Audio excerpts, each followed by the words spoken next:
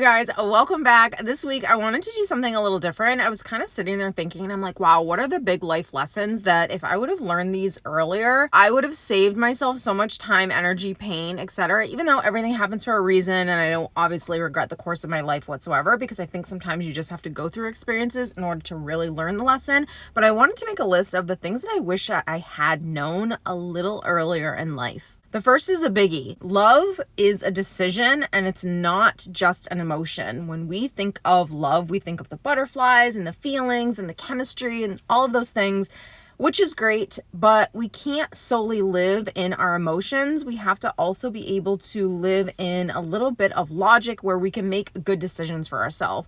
Now, the problem is if we don't have a good standard to go off of, you're not going to make good decisions. You're just going to make crappy ones if you're coming from fear and insecurity and lack and all of those things.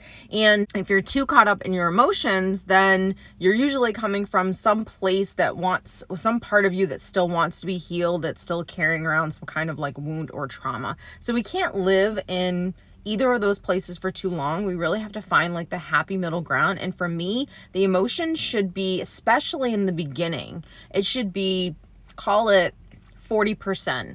And that 60% is all logic, where I'm deciding that this is the person that I actually want to be with. The next thing that I wish I would have known sooner. Now, this is something for me that I didn't even know was going around in my mind as something that was trying to be healed. I just thought I was coming from like a really good, genuine place. And I'm like, I just want this, but I didn't realize why I wanted it so badly. So this is why it's so incredibly important to heal from your past. I talk about this so much throughout the channel, the podcast, courses that I do. Obviously, you can work with me if you'd like to, just about how to heal from wounds. And this is the biggies that I feel like most people don't even know what their wounds are. And that's really the starting point, is what's the stuff that you're actually carrying around with you every single day. Most people have absolutely no idea. But the next one is a marriage and a family will not heal your wounds. So if you're wanting something so incredibly badly, you need to really ask yourself, why is this thing so incredibly important? Chances are it's going to come from some type of past trauma or experience or wound or lack that you experienced, most likely in childhood or throughout the course of your childhood, that you're still trying to heal. So if you so desperately want to be married, what does that marriage signify for you? Is it safety? Is it security? Is that person will never leave you?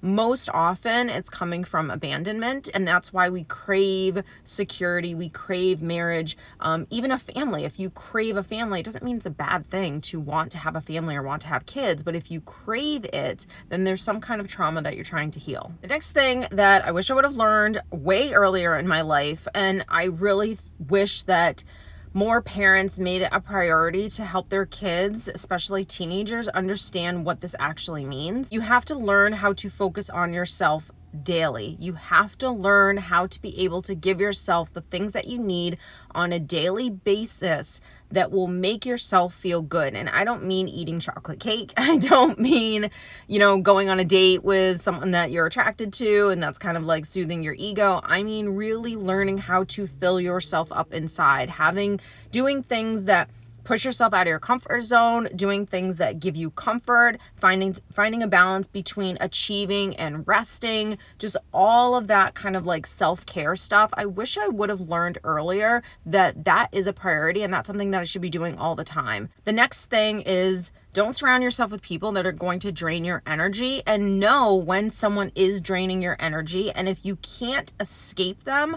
learn really good boundaries and coping mechanisms. The next one is, you're never going to be successful with a lack mindset. You're never going to have happiness. You're never going to be content. You're never going to find peace if you're always living in the fear of something not happening. I really wish that I would have learned about manifestation and law of attraction and energy and mindset and the way my brain actually works and the way our minds work. I wish that was something that was taught to me much, much sooner. I have a 9-year-old son, and I'm already teaching him about the little voice in his head and when it's talking and how to detach from it and how to see it and not just engage in it. So man, I wish I would have learned that stuff at 9 years old. The next thing is your habits will always equal your results. So if you are not happy with any area of your life, you have to be able to take full responsibility for the fact that it is just a set of habits that you're doing every single day. So if you want a different outcome, you have to have a different set of habits.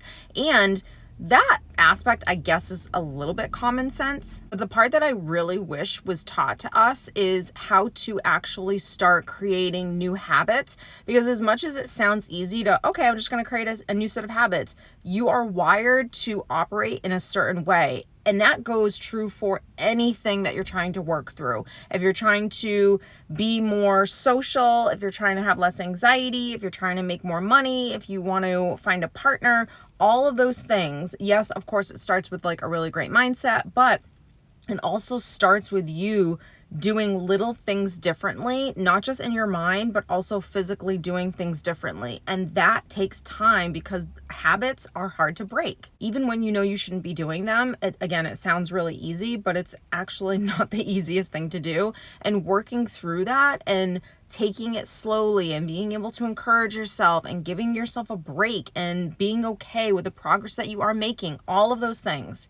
I wish that was something that not only was taught to me, but that I consciously practiced throughout the course of my life. You guys, the next one is such a big one for me. I wish that my 15, 16, 17-year-old self, hell, I'll go all the way up until my late 20s, would have really understood this, but create a life that you're actually really excited about, and then you'll find a really great partner. If you love your own life, and then you start dating, you're going to find a way different person than if you feel bored in your life, if you're anxious, if you're just not fulfilled, if you're just not happy. When you're not happy and you haven't healed from some of those wounds, if you don't know that stuff about you, the stuff that's kind of just sitting inside of you that you're carrying around with you all day long, that's dictating a big part of your life, if not your entire life, if that stuff isn't dealt with, problem. And then on top of that, if I haven't learned how to cultivate a great life and I feel good about myself, and even though I do things that are out of my comfort zone, I'm just pushing myself slowly. Some days I really give myself a kick, and other days I just baby steps. When you're not creating life, you expect someone to come in and create it for you. When you have that mindset, and again, this isn't something that people are consciously doing. This is something that is like way underneath the surface, that this is how people are living their life and they don't even realize it. And this is why they have crappy relationships. This is why they attract narcissistic people.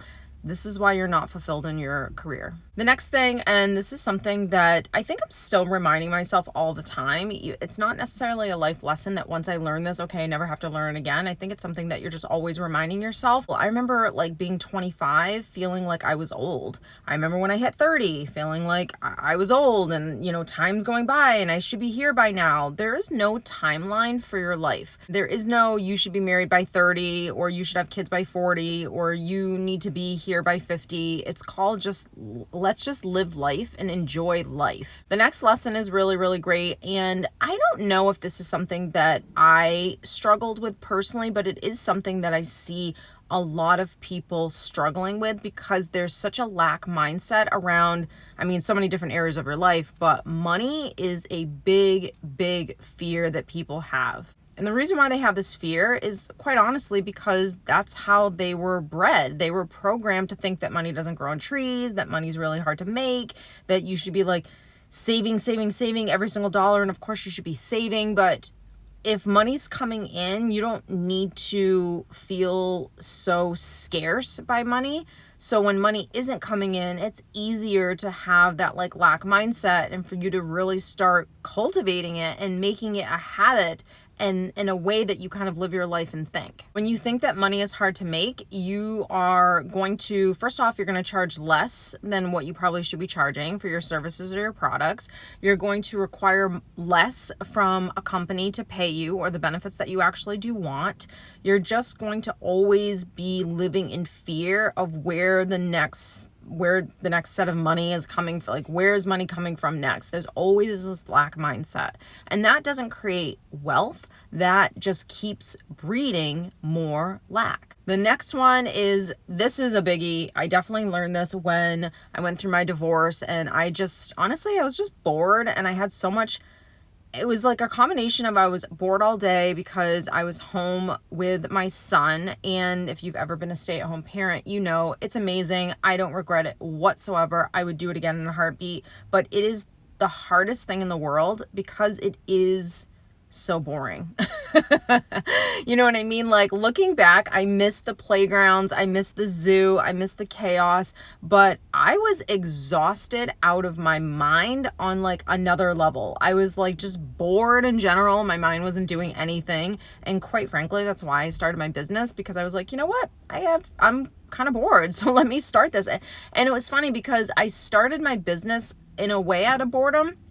Obviously, I knew that I really wanted to help people and I was super passionate about that, but I didn't have anything that held me back because I wasn't thinking so much about it. I kind of went in with a screw it, let's see what happens mentality, and I just kept working and working, and everything has manifested from there. As I digress into this big long story, but the next one is, physical exercise is just as important as therapy and coaching. It is extremely important to, and I don't mean physical exercise like you need to go to CrossFit or you need to be doing yoga, do whatever it is that really fills you up inside and feels good. Hell, just going for a walk around the block and getting some fresh air and being in nature and just finding ways to like get some negative energy out, or just find your center, whether it's meditation, anything that is physically moving your body is 100% needed. Otherwise, you're just gonna go crazy with all this stuff that's going on inside of you. The next one is, again, I don't know if this is so much like a lesson more than a practice, but you should be at least a few times a day in your head and examining what is going on. Meaning, I am constantly doing check-ins. How are you feeling? What's going on? What's the story right now? Those are kind of always the questions that I'm asking myself. What is the story that's happening right now that's making you feel the way you feel? And sometimes it's a great story and it makes me feel good inside, and sometimes it's not, and it's causing me stress and fear and worry and anxiety and all of those things. So taking the time to say, I matter, I want to know how you're doing. Just like a partner or you being a parent, you should be checking in on your child. You should be seeing how your spouse or your friend is doing. And if you're never doing that with yourself, it is going to cause a lot of problems because you're neglecting yourself, you're suppressing, and you're not dealing with really how you feel. And when you don't deal with how you feel, it's going to come up at some point, and usually it's going to explode. The next thing is, thoughts are real. I'm telling you, the way you feel only is here because of the thoughts that you were thinking. So it kind of ties into like the last thing, and like even some others that I've talked about throughout the course of this video. It is so incredibly important to not be self-aware of like every single thought that you're having, because who's got that kind of time? It's pretty impossible. But if you are doing check-ins with yourself throughout the day, then you know what's kind of going on with you, and you have a good sense as to the things that you're struggling with, the things that you're doing to help yourself overcome them. Like where are we at with everything? The last one for me is super important, and I think it definitely applies to everyone, but I think if you kind of resonate with being someone who is highly sensitive or highly empathetic, this definitely is going to ring true for you, is rest is needed. Do not judge yourself for being the person that can't go 9-10 hours straight, balls to the wall. Like, you need breaks. You need to be able to take care of yourself, and you have to find that balance between giving yourself the breaks and pushing yourself a little bit to do the things that are kind of out of your comfort zone. So don't judge yourself for needing any rest, and learn how to take better care of yourself. Man, I wish I knew that a lot earlier. You guys, I hope you enjoyed this video. It was like a different type of video. It wasn't obviously about narcissism or codependency or specifically manifestation, but it was just like the really big life lessons that I feel like we're all trying to work on. But the more I thought about it, I was like, wow, there were some of these that I'm glad I didn't learn them sooner, because I think my life would have been completely different. But man, there were some that I wish would have been practicing a lot sooner in my life. Hope you guys enjoyed today's video. Thanks so much for all of your love and support. Don't forget to subscribe, and I'll see you in my next one.